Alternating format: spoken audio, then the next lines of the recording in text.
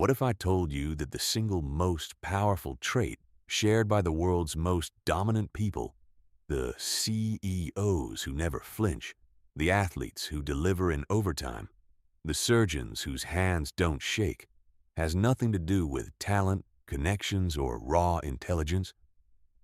What if the one thing separating you from the life you actually want isn't effort, skill, or ambition, but something so quiet, so overlooked, so utterly underrated that most people scroll right past it without a second thought? That thing is silence, not the absence of words, not weakness, not passivity. Silence is the stillness inside you that no storm can touch. It's the gap between what happens to you and how you choose to respond. It's the space where real power lives. And right now, almost nobody knows how to find it. By the time you finish this audiobook, you won't just understand that space, you'll own it. Right now, as you're listening to this, millions of people across America are blowing up over things that won't matter in 48 hours. They're road raging on the 405. They're sending emails they'll regret. They're lying awake at 2 a.m. replaying conversations they can't control. Their emotions are driving the car, and the car is heading somewhere they never chose to go. Meanwhile, a completely different kind of person exists. They're sitting in the same traffic. They got the same bad news. Their boss said the same harsh thing in the all-hands meeting. But they're not reacting. They're watching. They're thinking. And then, with absolute deliberate precision, they're responding. These people have discovered something the rest of the world is still stumbling around trying to find. Calm is not the absence of pressure. Calm is the presence of control. It's the ability to think razor sharp when everyone around you is losing it. It's the capacity to make high-leverage decisions when chaos is the only thing on the menu. It's the rare, almost unfair advantage that sets apart the 1% who thrive from the 99% who simply survive. This audiobook contains 21 proven, battle-tested tactics, drawn from Navy SEAL selection courses, trauma surgery floors, Fortune 500 boardrooms, and elite hostage negotiation units. These aren't feel-good affirmations. These aren't weekend retreat mantras. These are the exact mental tools that the highest performers on the planet use when the stakes are highest and the margin for error is zero.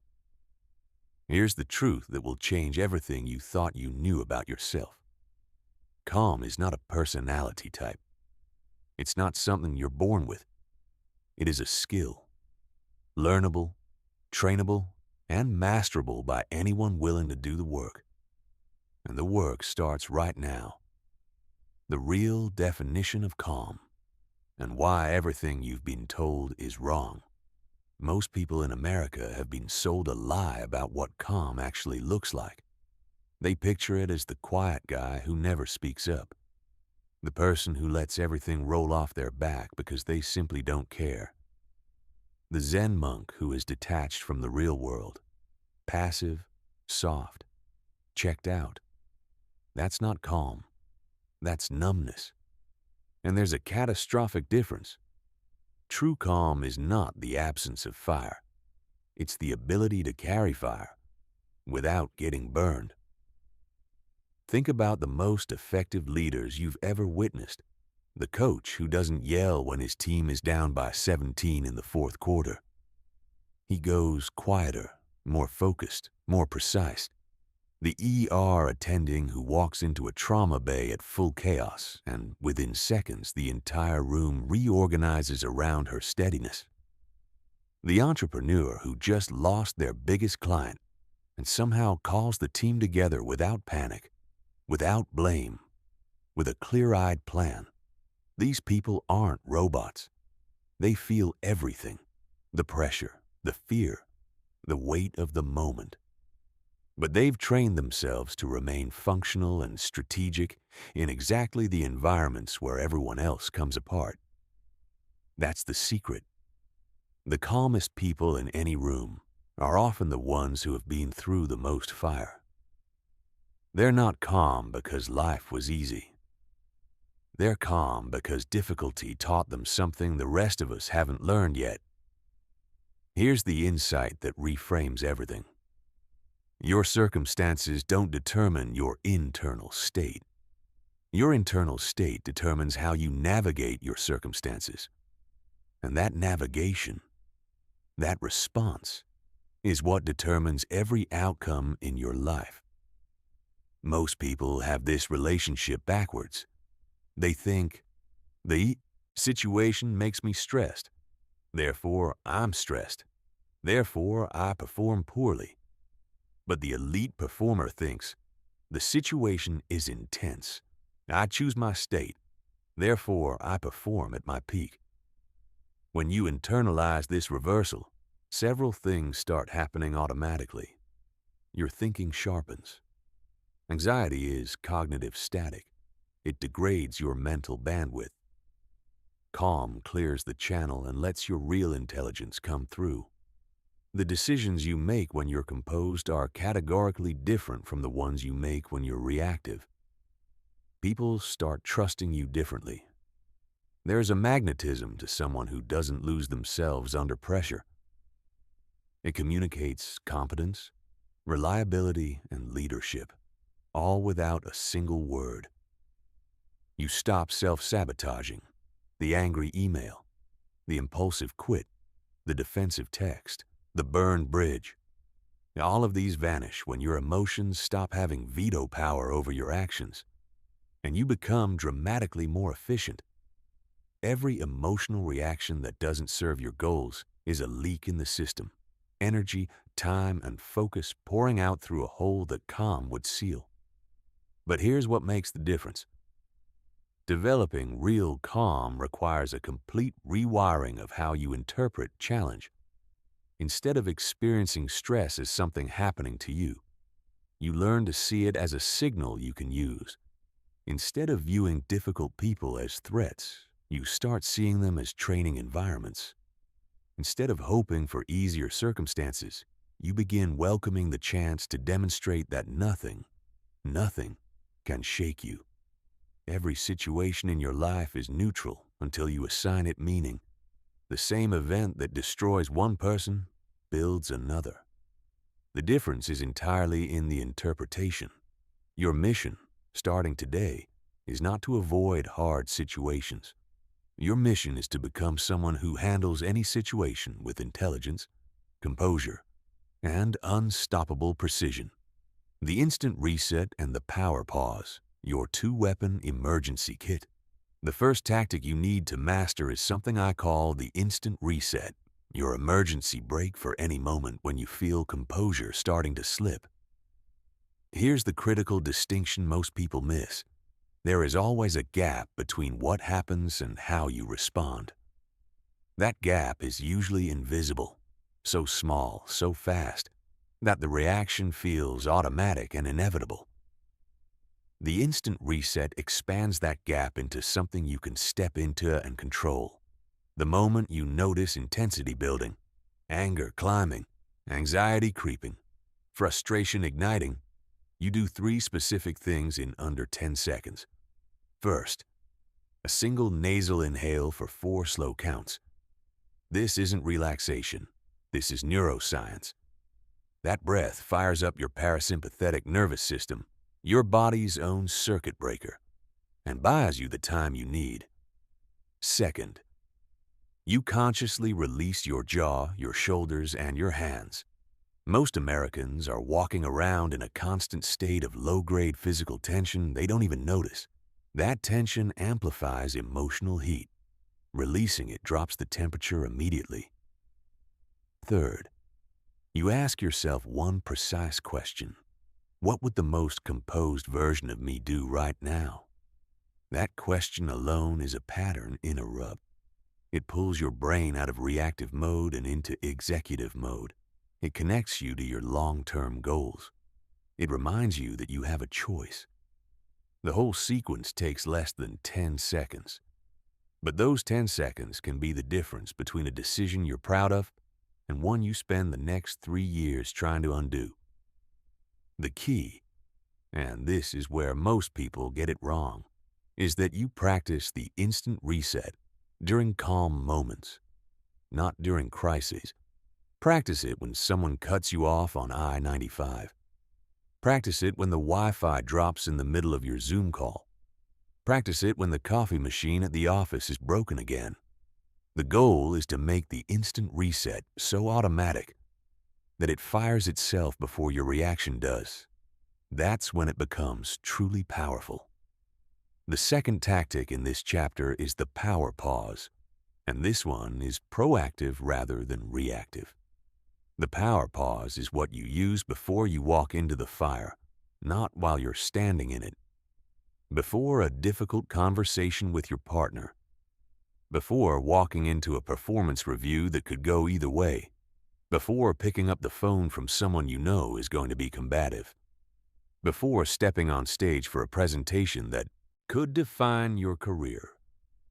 You pause. 30 seconds. And in those 30 seconds, you do 4 specific things. 1. You visualize the interaction going exactly the way you want it to go.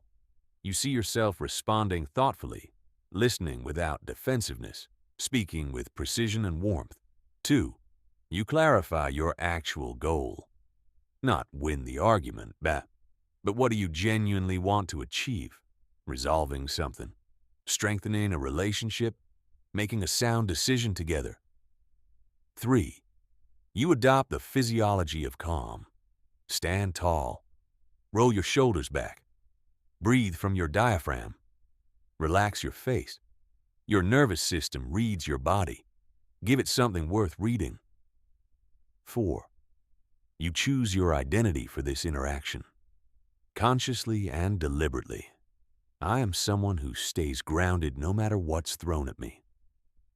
What the power pause does is calibrate your nervous system before the external environment gets a chance to do it for you. Professional negotiators, elite athletes, and the most effective executives all use some version of this. They understand that the tone of an interaction is set in the 30 seconds before it starts. Together, the instant reset and the power pause form your dual weapon system for emotional control. One saves you when you're already in it. The other prevents you from getting pulled in unprepared. Practice both, daily, starting small, starting now. The perspective shift and emotional labeling, rewiring, how you see and feel. The third tactic is one of the most transformative tools in this entire audiobook, the perspective shift strategy. Most people don't lose their composure because of what's actually happening. They lose it because of the story they're telling themselves about what's happening, what it means about them, their future, their worth. Here's the mechanism. Something occurs. Your brain instantly generates an interpretation. That interpretation creates an emotion. That emotion drives your behavior. Most people believe the event causes the behavior directly. They skip right over the interpretation step because it happens so fast. The perspective shift slows everything down and gives you control over that interpretation. When something threatens to destabilize you, instead of running with your first interpretation, you pause and ask 3 questions. Question 1. How could this situation actually be working in my favor in a way I can't see yet? This forces your brain out of threat mode and into opportunity mode. It's not naive optimism. It's strategic redirection of your cognitive resources. Question 2. What would someone I deeply admire think about this moment? This pulls you outside your emotional tunnel vision and into a wider, wiser perspective. It's using your imagination to access experience you haven't personally accumulated yet. Question 3. How much will this matter in 5 years? 5 years is the great equalizer. Most of the things that derail us in the moment look laughably small from 5 years out. Here's how this plays out in real life. You're in a quarterly review and your VP singles you out in front of the whole team. Your first interpretation is humiliation. Your brain immediately files this under threat. Every defensive instinct fires. Your composure starts to crack. But with the perspective shift, you ask, how could this serve me? Maybe it's forcing you to confront a blind spot. Maybe it's showing you exactly what standards you need to hit to advance. What would someone you respect think? Probably that this is feedback, delivered imperfectly, but feedback nonetheless. And that how you handle it publicly will define you more than the criticism itself. And in 5 years, you won't even remember the specific words, but you'll remember, and so will everyone in that room, whether you crumbled or stood steady. The perspective shift doesn't ask you to deny reality. It asks you to choose the interpretation of reality that empowers you rather than diminishes you. The fourth tactic pairs perfectly with this: emotional labeling. And it's rooted in some of the most compelling neuroscience of the last 2 decades. Research from UCLA and Stanford has shown that simply naming an emotion reduces its intensity and gives your prefrontal cortex, the rational, strategic part of your brain, more influence over your behavior. When you name what you're feeling, you're pulling it out of the basement and into the light. Here's how you do it. The moment a strong emotion rises, you say internally, or even quietly aloud, I'm noticing anger. I'm noticing anxiety. I'm noticing the urge to shut down. Notice the phrasing, I'm noticing, not I am. This is not semantic wordplay. It's a fundamental shift in identity and ownership. I am angry means the emotion has taken you over. I'm noticing anger means you're the observer. The anger is passing through, but it isn't you. Next, you rate the intensity on a scale of 1 to 10. This alone does something remarkable. It activates your analytical brain, which has a naturally calming effect on the emotional brain. And it gives you proportion. What felt like an 8 might actually be a 4 once you examine it clearly. Finally, you ask, what is this emotion trying to tell me? Emotions aren't random noise. They're signals. Anger almost always means a boundary has been crossed or something important is being threatened. Anxiety often means you're facing uncertainty and your brain wants to prepare. Fear can mean genuine danger, or it can mean you're growing in a direction that matters. When you treat emotions as data rather than commands, everything shifts. You stop being controlled by your feelings. You start being informed by them. The combination of the perspective shift and emotional labeling gives you a dual-layer system. You're reframing the external situation while simultaneously managing your internal emotional landscape.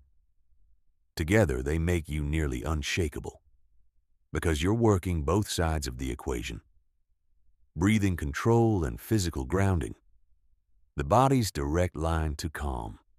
The fifth tactic is the breathing control method. And if you dismiss this because you've heard breathe deeply 100 times before, I want to challenge you to stay with me for 60 seconds. Because what most people don't understand is that breathing isn't a calming suggestion. It's a direct override to your nervous system. And when you understand the mechanism, you'll never approach breathing the same way again. When stress hits, your breathing goes shallow and fast. This is your brain reading your body and concluding, danger. Mobilize. It dumps cortisol and adrenaline. It shunts blood away from your prefrontal cortex, the thinking brain, and toward your muscles and survival instincts. This is perfect if you're being chased by something. It is catastrophic if you're trying to make a strategic decision in a boardroom. Here's the correction.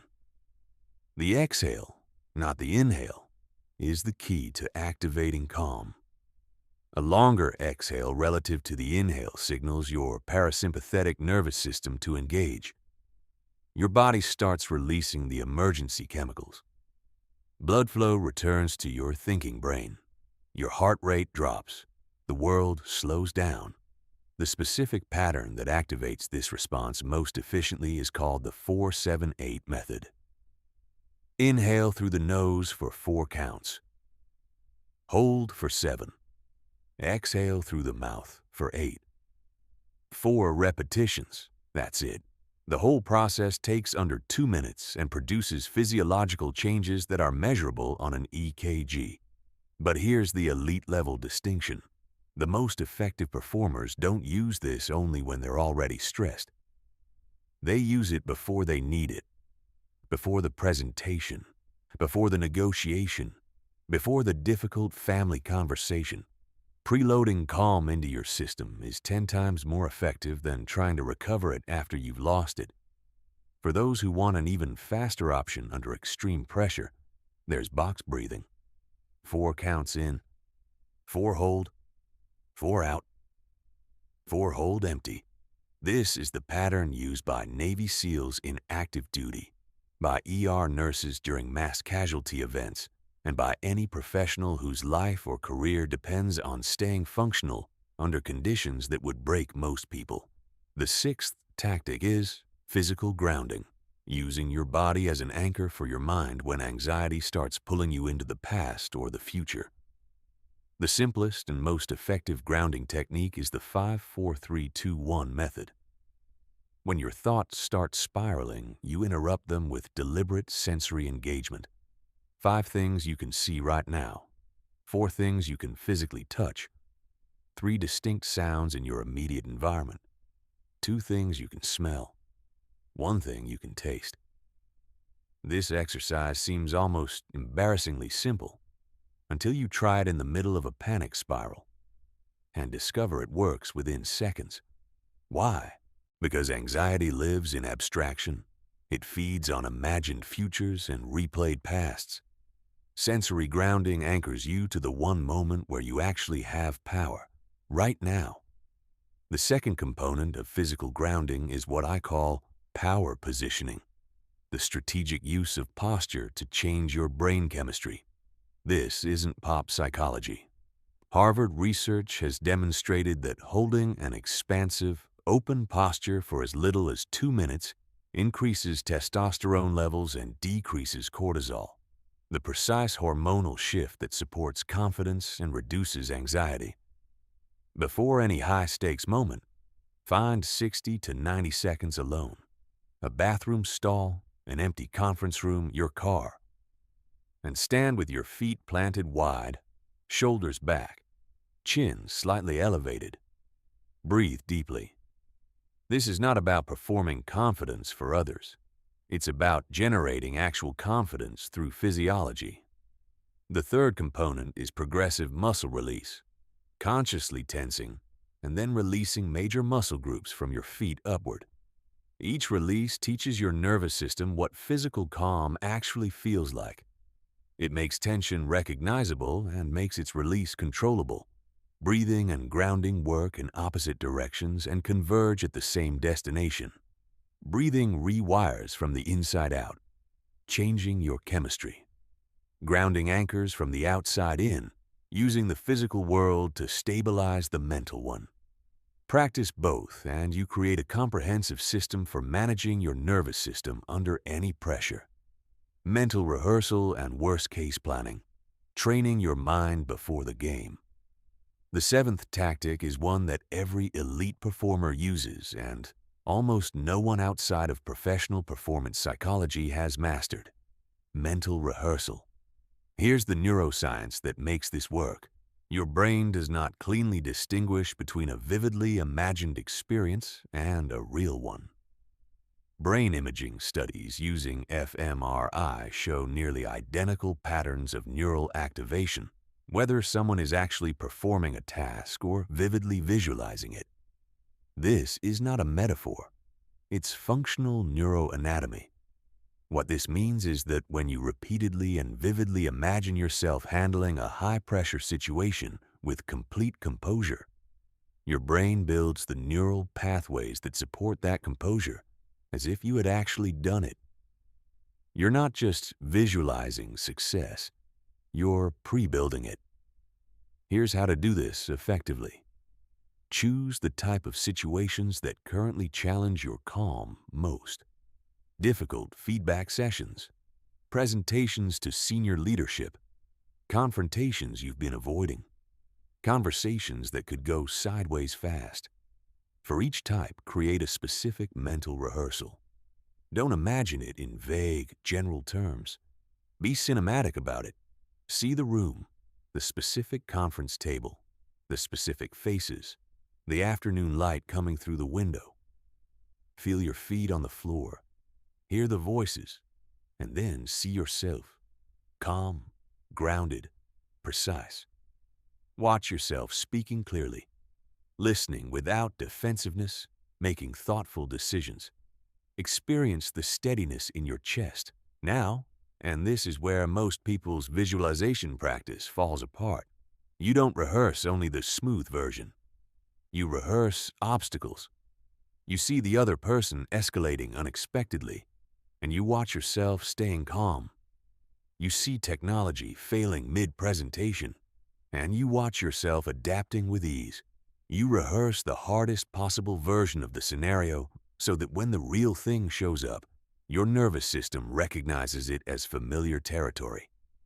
This is progressive mental rehearsal, starting with mildly challenging scenarios and working toward increasingly intense ones. Each repetition strengthens the neural pathways that support composure under that specific type of pressure. The eighth tactic is the worst-case scenario planning method. And this one might seem counterintuitive because it asks you to deliberately think about what you're most afraid of. Most people avoid thinking about worst cases because they believe it will amplify anxiety. But the opposite is true. Vague fear is the most destabilizing force there is. Concrete fear, specific, examined, planned for, becomes manageable. The method has 3 questions. First, what is the absolute worst realistic outcome of this situation? Not the catastrophic fantasy, the realistic worst case. Second, if that outcome actually happened, what would you do? Walk through it specifically. What resources do you have? Who would you call? What would your next step be? Third, what is the actual probability that this worst case happens? When you go through these 3 questions honestly, something predictable happens. The imagined monster shrinks. You realize that even the worst realistic scenario is survivable, and that you're more resourceful and resilient than your anxious brain was giving you credit for. Here's a real-world example. You have a major sales presentation to a potential client who represents 30% of your annual revenue target. The worst case? You blank out, lose the thread, come across as unprepared, and they walk. What would you do? You'd acknowledge the moment, use your backup slides, ask them a question to buy yourself 30 seconds to recover, and follow up the next day with a written proposal. What's the probability you completely blank with no recovery? Near 0, if you've prepared. The bonus tool inside this tactic is what I call the 10-10-10 rule. How will I feel about this in 10 minutes? In 10 months? In 10 years? Most of what creates acute stress collapses under this 3-lens examination. The 10-minute anxiety is real, but the 10-year version almost never is. Combine mental rehearsal with worst-case planning, and you've done something most people never do. You've prepared your mind for both success and setback before either one arrives. That preparation creates a deep, settled confidence that no amount of positive thinking alone can manufacture. The emotional firewall and energy management, protecting your inner resources.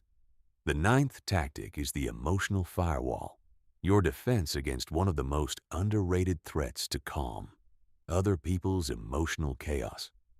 Emotions are contagious. This isn't poetic language, it's neurological fact.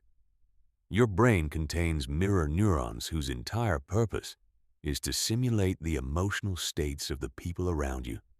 This is what makes you tear up at a stranger's wedding, and tense up when someone in your office is visibly furious. You're literally catching their emotions, the same way you catch a cold. The emotional firewall is a preset psychological stance that protects you from catching what you didn't choose to carry. Before entering any environment with high emotional volatility, a tense family gathering, a high-conflict workplace meeting, a difficult client call, you consciously establish your internal boundary. You visualize your nervous system as a self-contained system. Their storm does not enter your system without permission. The critical skill inside this firewall is understanding the difference between empathy and emotional absorption. Empathy means you understand and care about what someone else is experiencing. Absorption means you take on their emotional state as your own, and it destroys your ability to think clearly or help them effectively. Great ER physicians are deeply empathetic, but they don't absorb the terror of their patients, because if they did, they couldn't save them. Great leaders feel the weight of their team's fear during a crisis, but they don't lose themselves in it, because that's the exact moment their calm is most needed. The practical expression of the firewall in real time is this. When someone escalates, you de-escalate. When they speed up, you slow down. When they get louder, you get quieter. This isn't emotional coldness. It's emotional leadership. You're providing the counterweight that the situation needs. The advanced expression of this tactic is what I call emotional Aikido. Instead of resisting or matching intensity, you redirect it toward resolution. When someone is venting anger at you, instead of defending yourself, you say, "I can see this matters a lot to you. Walk me through exactly what you need here." You've acknowledged the emotion without absorbing it and pivoted toward action. The 10th tactic is the energy management system, the recognition that your emotional state is directly tied to your physical energy levels, and that managing one means managing both. Here's the insight most high performers discover too late.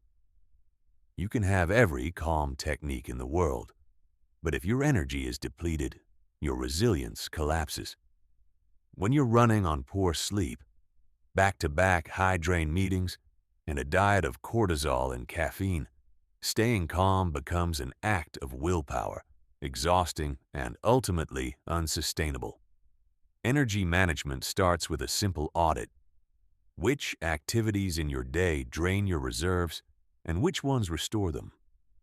High-drain activities include prolonged conflict, deep decision-making under uncertainty, processing heavy emotional content, and forcing engagement with work you find meaningless. High-charge activities include creative work, exercise, meaningful connection, and mastery building. Once you have the audit, you structure your day around it. You don't put two brutal meetings back-to-back without a recovery buffer between them. You protect your peak mental hours, usually mid-morning for most people. For your hardest, most important work, you ruthlessly limit the inputs that drain without contributing. Doom scrolling, toxic news loops, conversations with consistently energy-negative people. None of this is avoidance. This is resource management. A surgeon doesn't operate for 16 straight hours and then attempt a complex cardiac procedure. You wouldn't ask that. Why do you ask it of your own nervous system? Physical energy management is equally critical. Research consistently shows that regular cardio exercise is one of the most powerful anxiety reduction tools available, more effective than most pharmaceutical interventions for mild to moderate anxiety. Stable nutrition prevents the blood sugar crashes that make emotional regulation fragile. And sleep, non-negotiable, irreplaceable sleep, is when your brain consolidates emotional regulation, restores executive function, and repairs the neural machinery of calm. Together, the emotional firewall and the energy management system give you both active and passive protection. One guards you from external emotional contagion, The other ensures you have the internal fuel to maintain composure when it counts. Verbal de-escalation and strategic silence. The power of what you say and don't say.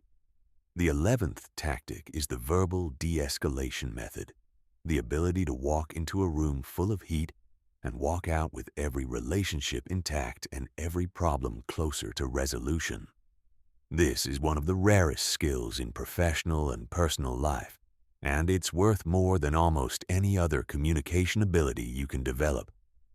The person who can calm a hostile room is the person who controls outcomes, not through authority but through skill. The foundation of verbal de-escalation is understanding what drives most aggressive or hostile behavior. Almost universally, aggression is not really about you. It's about fear, frustration, the feeling of being powerless or ignored. When someone comes at you verbally, they're usually not really attacking you.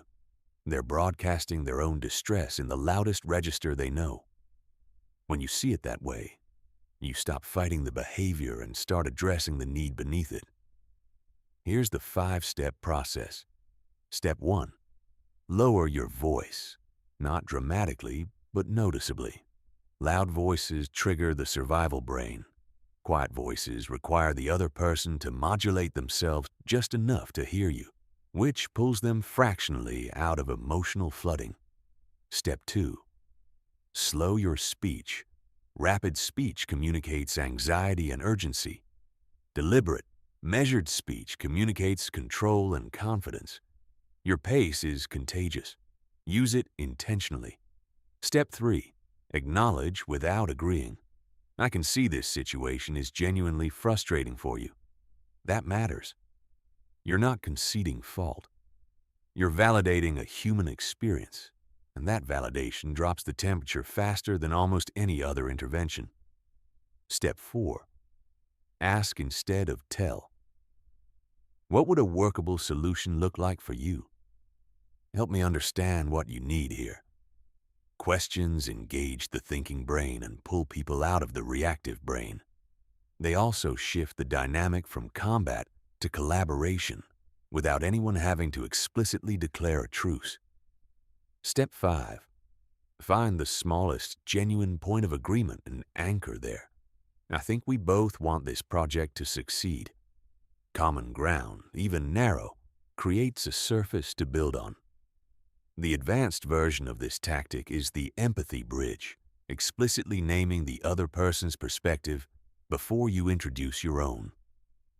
I understand why this looks unfair from where you're standing, and I think there might be a way to address your concerns that also works within the constraints I'm navigating.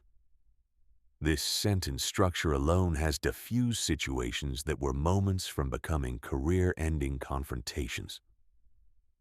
The 12th tactic is one of the most counterintuitive skills in this entire book: strategic silence. In a culture that rewards constant output, always talking, always posting, always performing, the person who masters comfortable silence has an almost unfair advantage. Silence is information. Silence is pressure. And silence is one of the most powerful tools available in any high-stakes interaction. Here's how it works in 3 contexts. In conversations, when someone asks you a difficult question, pause before responding. 3 to 5 seconds. Don't rush. That pause communicates that you're taking the question seriously. It gives you time to find the most accurate answer, and, critically, it often causes the other person to elaborate or even revise what they just said, giving you more information to work with. In conflict, when someone makes a provocative statement designed to get a rise out of you, the most powerful response is often none at all. Silence, maintained with calm eye contact and relaxed posture, puts the pressure back on them to moderate or clarify. Extreme positions soften when they're not getting the resistance they were designed to provoke. In negotiation, the person who speaks first after an offer is made is almost always the one who gives ground. After you've stated your position clearly, Be comfortable with the space that follows. That discomfort belongs to whoever can hold it, and you've trained to hold it indefinitely. Strategic silence is uncomfortable to develop because most of us have been culturally conditioned to fill pauses. Practice by letting pauses extend slightly in ordinary conversations. Notice the discomfort, let it pass, and observe how much information arrives in the space you created. The pressure performance protocol and the high-stakes decision matrix. The 13th tactic is the pressure performance protocol, a specific mental system for situations where it genuinely matters, where people are watching, and where the stakes are real. Most people perform worse under pressure. The research on performance anxiety, decision fatigue under stress, and cognitive narrowing under threat is extensive and consistent. But the research on elite performers tells a different story. A small subset of people actually get better when the stakes are highest. They think more clearly, act more decisively, and access capabilities that seem almost unavailable during ordinary conditions. The difference is not genetic. It's a protocol. The first step is reframing pressure itself. Pressure is not a threat signal. It's a concentration of importance. The situation matters more, which means your performance has more impact. When you reframe pressure from "this could break me" to "this is where I separate myself," you've made the single most important psychological shift available to you. The second step is shifting focus from outcome to process. You can't control whether the client signs. You can control how clearly and confidently you communicate your value. You can't control whether the audience loves your talk. You can control the quality of your preparation and the precision of your delivery. Process focus removes the anxiety that comes from trying to control what isn't controllable. The third step is reinterpreting your physiological signals. Heart rate elevated. That's your body allocating resources to meet the moment. Heightened sensory awareness. That's your cognitive bandwidth expanding. Adrenaline coursing. That's fuel, not panic. Elite performers train themselves to read these signals as readiness rather than threat. And that single interpretive shift changes their entire performance trajectory. The fourth step is a counterintuitive one.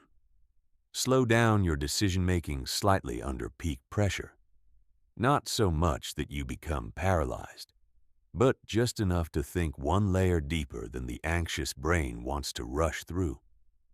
The errors made under pressure are almost never from thinking too slowly.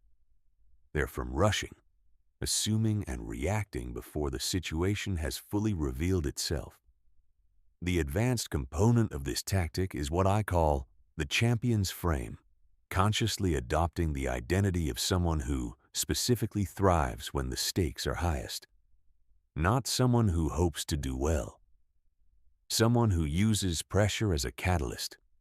Every great performer has a version of this, a specific mental declaration they make before the moment. Find yours and say it before every high-stakes situation. Mean it. The 14th tactic is the high-stakes decision matrix, a rapid-fire evaluation system for making excellent decisions under time pressure and emotional load. When you need to decide fast and the cost of error is high, most people either freeze or rush. The decision matrix is the middle path. For any high-stakes decision, you evaluate 4 factors in 30 to 60 seconds. Upside. What's the best realistic outcome if this choice works out? Downside. What's the worst realistic consequence if it doesn't? Probability. Based on what you actually know. How likely is success? Reversibility. If this doesn't work out, can you course correct? Or is this a one-way door? These 4 questions expose the actual structure of the decision. They prevent you from being driven by fear or excitement alone. And they move you from "I don't know what to do" to "I have a clear basis for choosing," which is all you need to act. decisively. Add to this the regret minimization framework. In 10 years, which choice will I be least likely to regret? This question cuts through the noise of short-term fear and orients your decision-making around long-term integrity.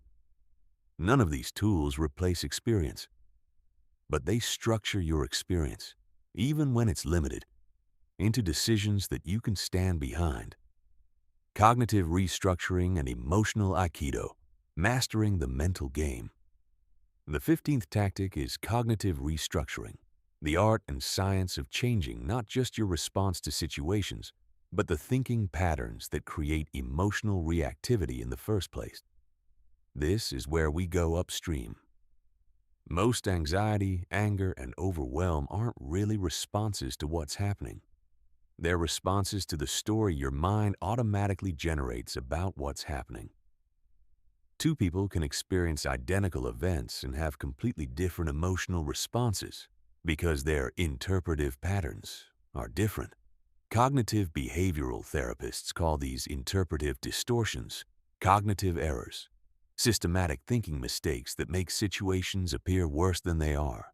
The most common ones you'll encounter in your own mind. All or nothing thinking.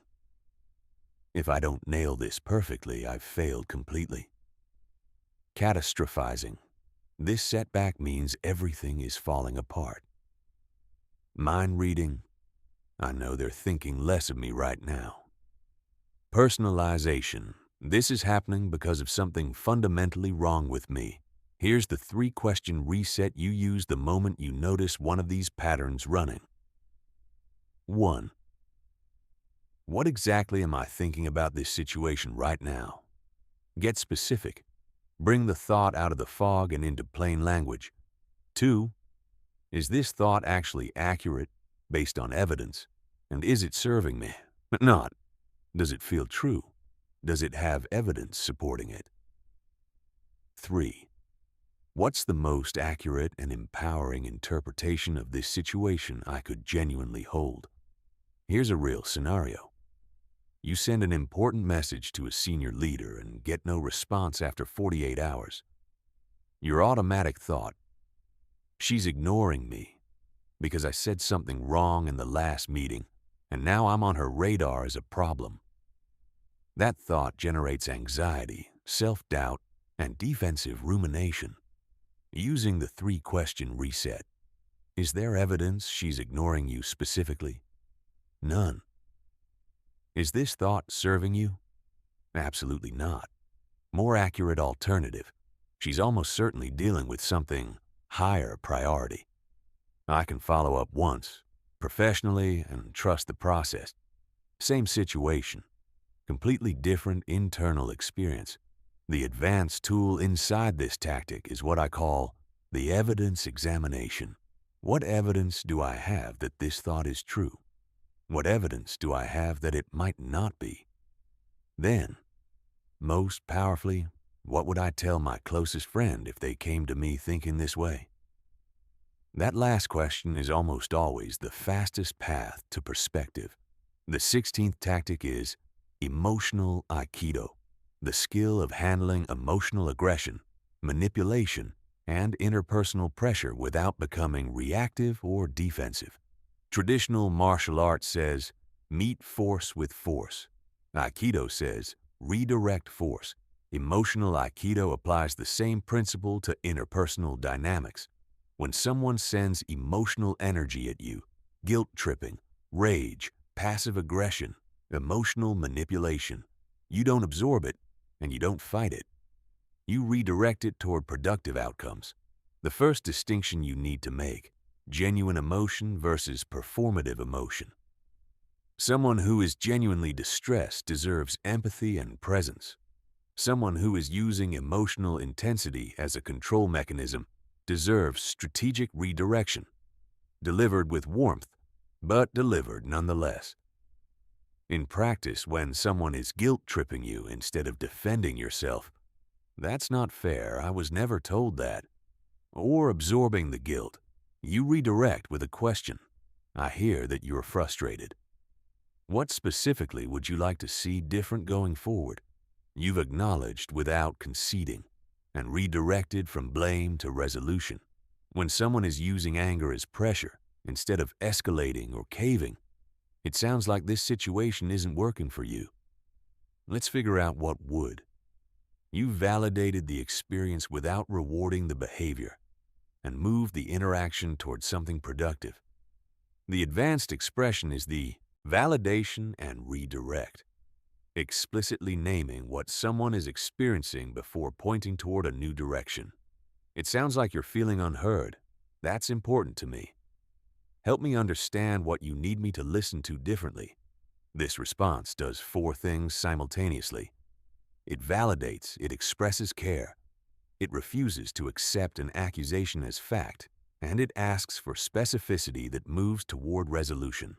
Cognitive restructuring and emotional aikido together form a complete system for managing both your internal mental patterns and the external emotional pressures others bring to your environment.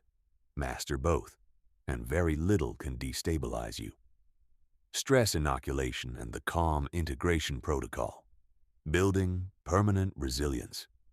The 17th tactic is stress inoculation training. The principle that controlled exposure to difficulty is the most reliable way to build resilience for greater difficulty. This comes directly from immunology. A vaccine doesn't protect you by keeping pathogens away from your body. It protects you by introducing a weakened version of the threat so your immune system can learn to recognize and defeat it. Stress inoculation works identically for your nervous system. Most Americans are unconsciously doing the opposite. They organize their lives around comfort, avoid situations that cause discomfort, and then wonder why they're so fragile when real difficulty arrives. Comfort zones, managed long enough, become cages. The alternative: you deliberately, systematically expose yourself to controlled levels of stress while practicing your calm techniques. You don't wait for difficult conversations to find you. You initiate them. You don't avoid public speaking. You volunteer for it. You don't design out time pressure. You build artificial deadlines to practice working under constraint. The key is progressive inoculation. You start where you are, not where you think you should be. If mildly confrontational conversations feel destabilizing, you start there, not with your most difficult relationship. If speaking to small groups makes you anxious, you start with 5 people before you target 50. Each successful navigation of a challenging situation deposits something in your resilience account. Each time you hold your composure under real pressure, even low pressure, your nervous system updates its model of what's manageable. And the definition of manageable expands. The advanced application of this tactic is what I call adversity simulation.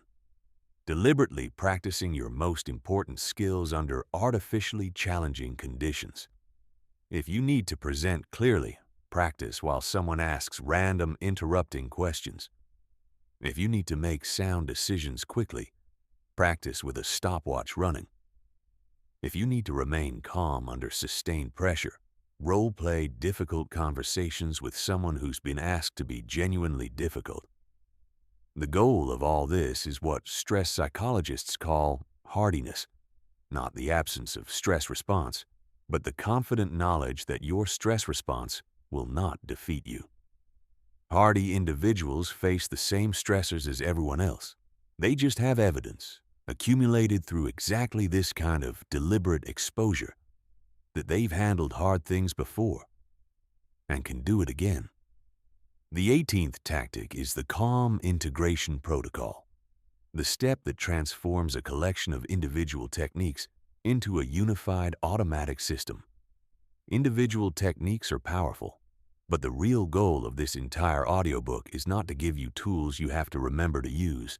It's to wire calm into who you are, so that composure becomes your default setting, not a conscious achievement. Integration begins with a calm assessment, an honest inventory of which types of situations still reliably challenge your composure and which techniques feel most natural and effective for you. Not everyone's nervous system is the same. The goal is a personalized system that maps your highest leverage techniques to your most frequent challenges. From that assessment, you build trigger practices, automatic pairings between specific cues and specific calm behaviors. When your jaw tightens, the instant reset fires. When you open a potentially contentious email, you do one breath cycle before reading. When you walk into a difficult meeting, you activate the power pause without deciding to. It just happens. These pairings are built through repetition in low-stakes contexts. The more you practice them when the cost of forgetting is low, the more automatic they become when the cost of forgetting is high. The protocol also includes personal calm mantras, specific phrases that immediately orient your nervous system toward composure. Not generic affirmations, phrases that are specifically yours, that mean something to you, that feel genuinely true. Calm is my competitive advantage. I choose my response. This moment doesn't own me. Choose what resonates. Then use it consistently until it works on contact. The ultimate destination of integration is what I call automatic calm, the state where composure under pressure no longer requires conscious activation. Your nervous system has been trained so thoroughly and consistently that it defaults to calm the way a seasoned professional defaults to competence. It just happens because you built it. The identity shift and preemptive calm, becoming the person who doesn't break. The 19th tactic is the identity shift method, and it may be the single most profound tool in this entire audiobook because it changes not what you do, but who you believe you are. All behavior flows from identity, not from willpower, not from motivation. From the deeply held, often unconscious belief about what kind of person you are.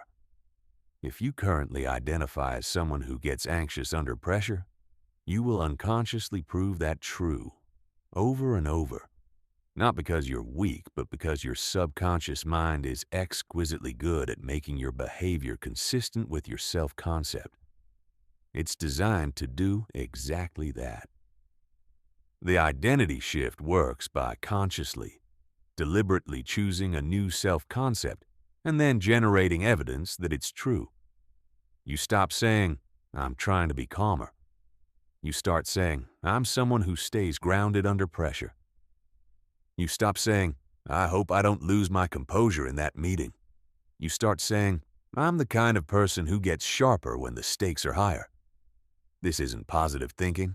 This is identity programming, using language and action to rewire your self-model. But here's the critical mechanism. The new identity has to be earned through behavior, not just declared through language. Every time you actually choose a calm response when you could have reacted, you deposit evidence into your new identity. Every time you catch yourself before the snap, every time you listen when you wanted to argue, every time you ask a question instead of making an accusation, you're proving to your own subconscious that this new identity is real. The advanced practice is future self-visualization. Spending 5 to 10 minutes daily seeing yourself as someone who has already fully mastered unshakable calm. You imagine a specific situation, one that currently challenges you, and you watch the future version of you navigate it with complete grace. You feel what it feels like to be that person. The confidence, the ease, the sense of being utterly unshakable. Your brain encodes this as a target state. And then it works, quietly, continuously, to close the gap between where you are and where that visualization places you. Elite athletes have used exactly this technique to win championships they hadn't yet won. They'd spent thousands of hours in their minds, already there, already that person. By the time the real moment arrived, they were walking into familiar territory. The 20th tactic is the preemptive calm strategy, the practice of identifying and interrupting your personal stress patterns before they build into full reactivity. Most people react to stress after it's already controlling them. The preemptive calm strategy moves the intervention point all the way back to where the pattern begins. It starts with a stress pattern audit, 2 to 3 weeks of honest self-observation. You're looking for the specific combinations of factors that consistently chip away at your composure. You might discover that you become reactive at around 4 p.m. on days when you've skipped lunch and had 3 or more unresolved decisions weighing on you. You might find that a specific colleague reliably triggers defensiveness before they even say anything particularly provocative, because the history between you creates anticipatory tension. Once you've mapped the patterns, you create preemptive interventions for each one. 4 p.m. reactivity leads to you eat a substantive lunch and you schedule a 5-minute decompression buffer after 3:30 meetings. That specific colleague, you activate the power pause before every single interaction with them, without exception, regardless of how easy you expect it to be. Chronic time pressure leads to you build 15-minute buffers between major commitments, and you practice the instant reset technique specifically during minor delays, so it's automatic when delays stack catastrophically. The advanced expression of this tactic is environmental design for calm. Proactively shaping your physical, social, and informational environment to reduce unnecessary stress. This might mean reorganizing your workspace to minimize friction, choosing commute routes that don't leave you fraying before you've walked in the door, or establishing a morning practice that sets your internal state before the external world gets a chance to do it for you. Environmental design is not avoidance. It's the recognition that willpower alone is a terrible resource management strategy. You use your environment to make the calm default easier, so your mental resources are available for the challenges that actually matter. The ultimate mastery technique and calm leadership, becoming the anchor in the storm. The 21st and final tactic is what I call the ultimate mastery technique, and it represents a fundamental shift in purpose. Up to this point, every tactic in this audiobook has been about protecting your own calm.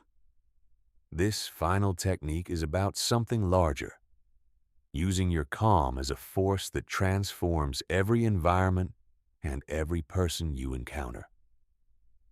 At this level, you're not just someone who stays composed under pressure. You're someone who creates composure, who functions as a stabilizing force that makes everyone around you more capable. This is the rarest form of leadership, not authority, not volume, not charisma. The quiet, unmistakable power of the calmest person in the room. Here's how it works. When you enter a high-stress situation, instead of focusing primarily on protecting your own state, you bring your attention to the overall emotional temperature of the environment. You become what I call a calm anchor, the stable point that others unconsciously orient toward when everything else is unstable.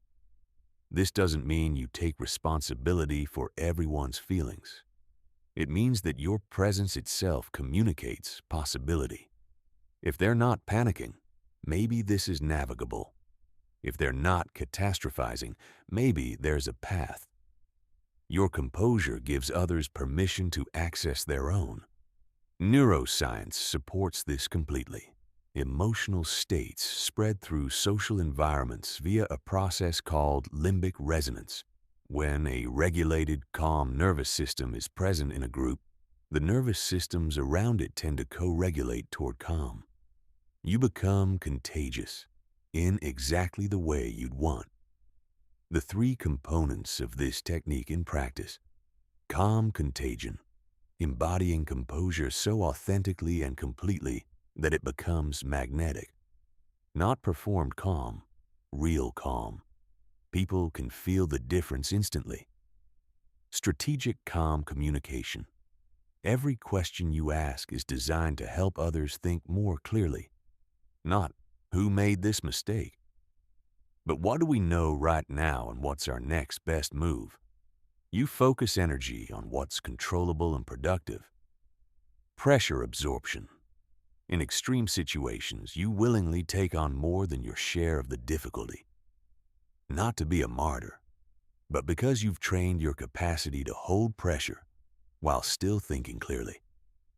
You're not just managing your own load. You're freeing up bandwidth in the people around you. The second dimension of this final tactic is the calm leadership principle. The recognition that in any group, formal authority or not, the calmest, most strategically composed person becomes the one others follow. People in crisis don't follow titles. They follow whoever seems most capable of navigating out of the crisis. And that person is almost invariably the one who never stopped thinking clearly. Calm leadership in action. You ask the questions no one else is thinking to ask because they're too flooded by emotion to form them. You distinguish between what the group can control and what they can't, and you redirect energy accordingly. You make decisions when others are paralyzed, not recklessly, not without input, but with the willingness to take responsibility and move things forward. Advanced calm leadership includes what I call situational adaptation, recognizing that different crises call for different expressions of calm leadership.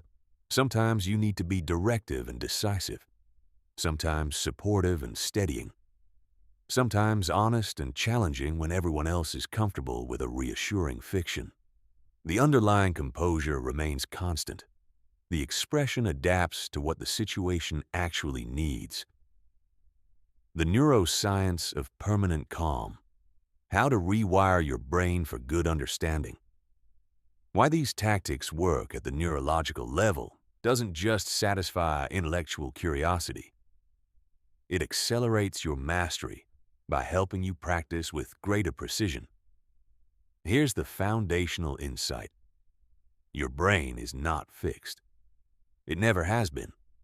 Every thought you think, every emotion you feel, every pattern of behavior you repeat, all of it is physically reshaping the neural architecture of your brain.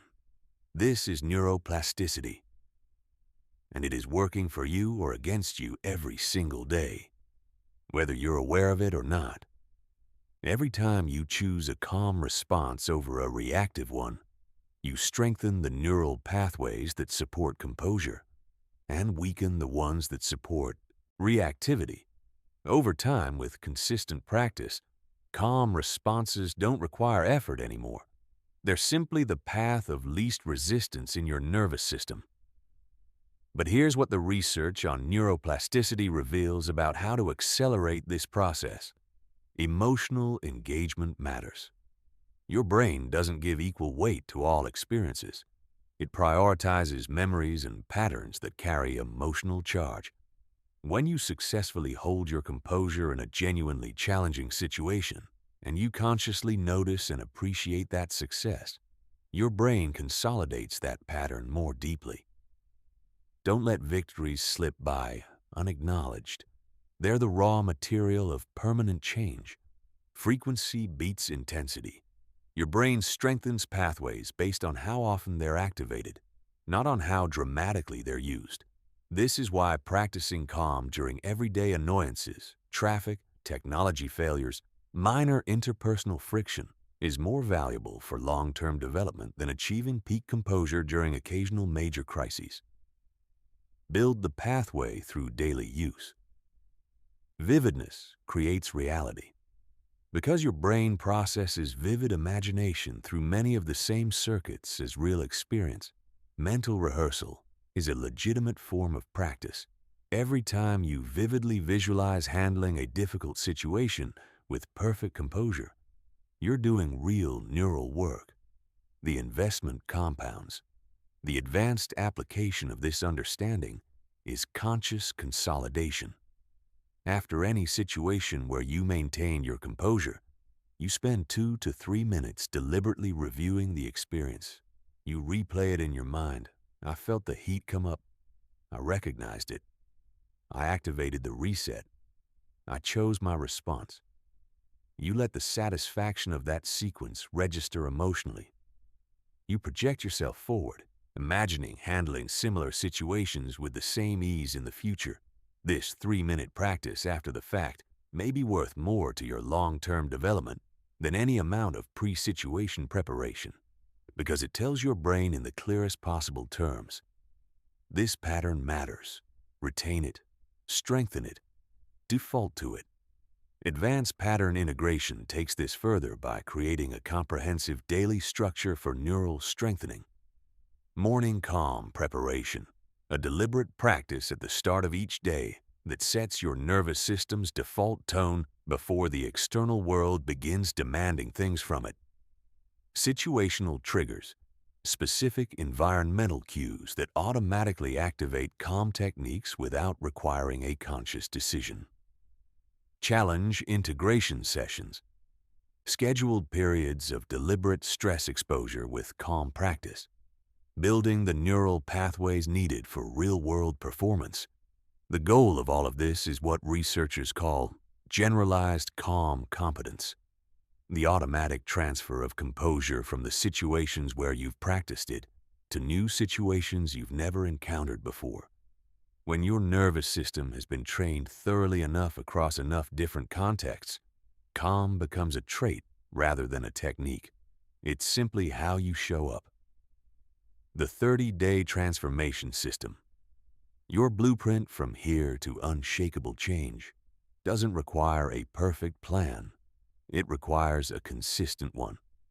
The 30-day calm transformation system is your concrete week-by-week blueprint for integrating everything in this audiobook into patterns that become permanent. Not perfect in 30 days, but foundationally established in 30 days, and then compounding for the rest of your life. Week 1. Foundation.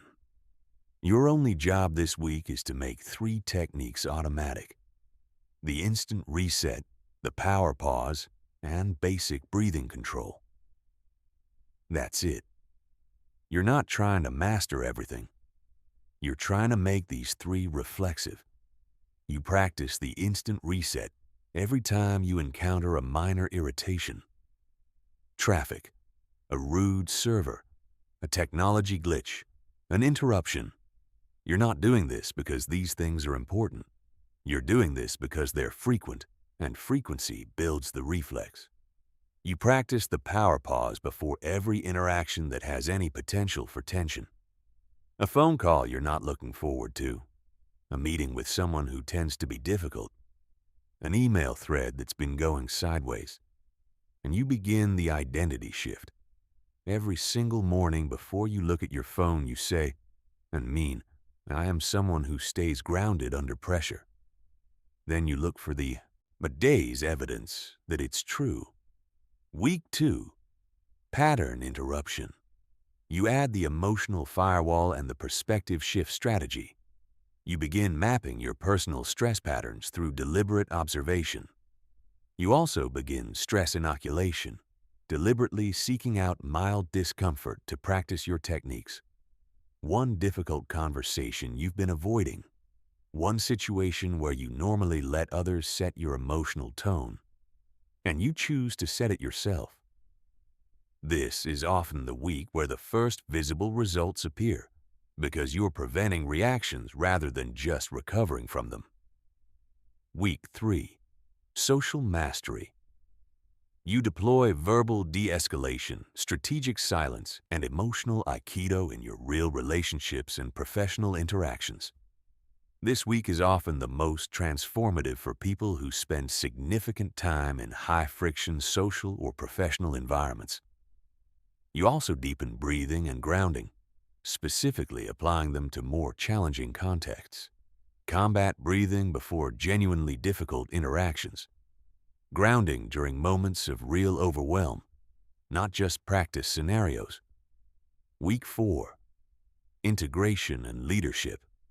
You begin practicing the ultimate mastery technique, consciously bringing calm to situations, not just maintaining it within yourself. You use the high-stakes decision matrix during real decisions. You apply the pressure performance protocol to situations that actually have stakes.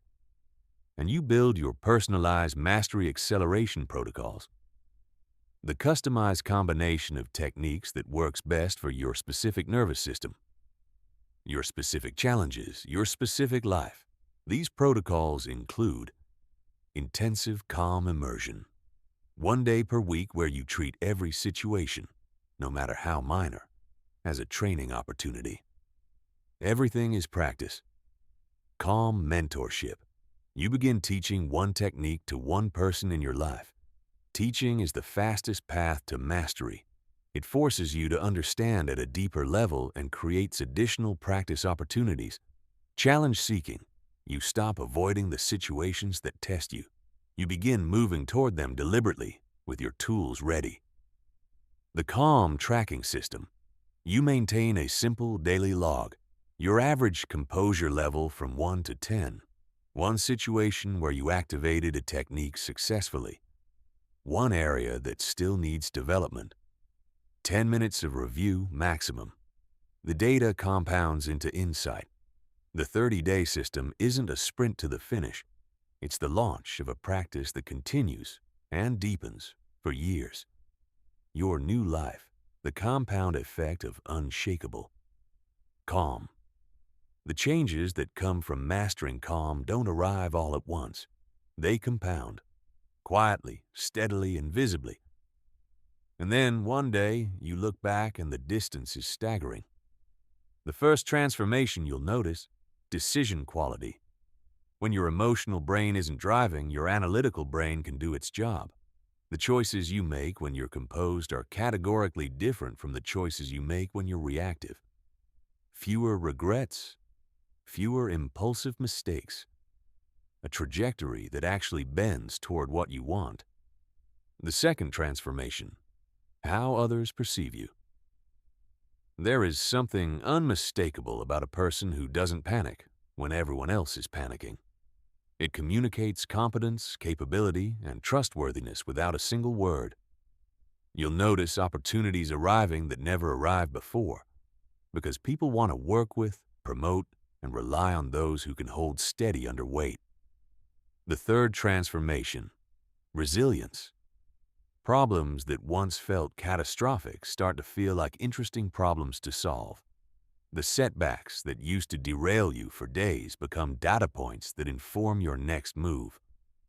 Your stress tolerance expands, not because life gets easier, but because your capacity to carry difficulty grows. The fourth transformation, energy. The single greatest drain on most people's daily energy is not workload, it's emotional reactivity. The mental and physical cost of constant stress responses, suppressed anger, chronic anxiety, and unprocessed frustration is enormous. When those leaks close, the energy that returns is remarkable. People who master calm consistently report feeling more alive, more present, more engaged, more capable of genuine enjoyment, because they're not spending half their energy fighting themselves. The fifth transformation is the most profound. Calm. Confidence. Not the confidence that comes from always winning. The confidence that comes from knowing, with genuine certainty, that you can handle whatever shows up. You're not afraid of hard conversations because you know you can navigate them. You're not afraid of setbacks because you know you can adapt. You're not afraid of failure because you know you can learn from it and move. This kind of confidence is weather-resistant. It doesn't collapse when the market turns, when the relationship ends, when the project fails, or when the diagnosis arrives, because it was never built on external conditions to begin with. It was built on the only thing that can't be taken from you: your trained ability to choose your response. And that brings us to the fearless authenticity that calm mastery makes possible. When you're not constantly managing your anxiety or defending your ego, you can simply be yourself, clearly, fully, without apology. You stop needing everyone's approval because you're not afraid of their disapproval. You say what you actually think because you're not terrified of the reaction. You live your actual values because you're not constantly sidestepped by emotional reactivity. This authenticity, combined with genuine composure, creates a presence that is rare and powerful. People are drawn to it not because it's performed, but precisely because it isn't. 1 year from now, in your professional life, you're the person teams want on difficult projects. When things get complicated, you're asking the right questions while others are still reacting to the wrong ones. Your capacity for high-stakes responsibility has expanded, not because you're working harder, but because others can trust you to remain clear-headed when clarity is most expensive. In your personal life, the relationships have deepened because you can engage with difficult truths without defensive eruptions. Your children are learning emotional regulation, not from lectures, but from watching you model it daily. The conversations you were avoiding are now the ones that have brought you closer to the people who matter most. 5 years from now, the compound effect has created a life that would have seemed aspirational to your former self. Opportunities have arrived because of the reputation your composure built. The decisions made from clarity rather than reactivity have compounded into outcomes, financial, professional, relational, that reactive decision-making would never have reached. 10 years from now, you will look at people still being controlled by their emotions, still making decisions from fear and anger and anxiety, and you will feel profound compassion for them because you remember what it was like to live there, and you'll know with certainty that the distance between where you were and where you are was built entirely from the kind of daily choices this audiobook invited you to make. The 21 tactics in this audiobook are not stress management tools. They are life transformation tools. Tools for becoming someone who doesn't just survive difficulty, but who uses it, who leads through it, who emerges from it stronger and clearer every single time. But I want to end with the most important truth in this entire audiobook, the one that makes everything else real or worthless, depending on what you do with it. Knowledge that isn't applied is just trivia. You can understand every concept in this book perfectly and remain exactly where you are if you never practice what you've heard. The version of yourself who never loses composure, who makes decisions from clarity, who handles any situation with grace, that person is not created by listening. That person is created by the daily, consistent, sometimes uncomfortable choice to practice these tools, especially on the days when it's inconvenient, especially when you don't feel like it. The storm is coming. It always does. The question is never whether you'll face pressure. It's whether you'll be ready. And now, for the first time, you are. Start today. Start with one technique. Build from there. The version of yourself who has mastered unshakable calm is waiting. Not somewhere in the future, but one deliberate choice away from right now.